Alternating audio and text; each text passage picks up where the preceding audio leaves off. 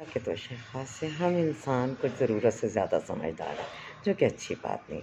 हमें अपने हकूक़ तो हमेशा याद रहते हैं, लेकिन हम अपने फ़राइज़ के मामले में कितनी कोताहियाँ कर जाते हैं, हम उस पर कभी गौर नहीं करते। ये गिला तो करते नज़र आते हैं कि अफ़सरान पाला या जहाँ भी हम काम कर रहे हैं, वहाँ पर हमारे हकूक़ का ठीक तरह से ख़्याल नहीं रखा जा रहा।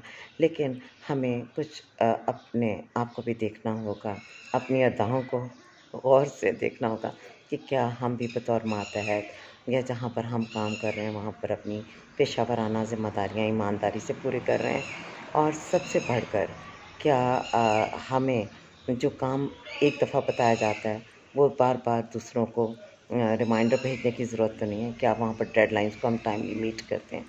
क्या हमारे अंदर इतना ज़र्फ़ है कि कभी हम थोड़ा-सा आउट ऑफ़ द वे भी अगर कोई फ़ेवर किसी को चाहिए तो वो करने के लिए तैयार हैं? मेरा ये ख़्याल है कि ये तवाज़ुन दोनों तरफ से होना चाहिए। अफ़सरान को अपनी पोज़ीशन पर हम्बल और आजिज़ होना चाहिए। एट द सेम टाइम मुलाज़मीन को, काम करने वालों को, मातहतों को भी अपने फ़राइज़ पूरी ज़िम्मेदारी से और दिलजमी से अदा करने चाहिए।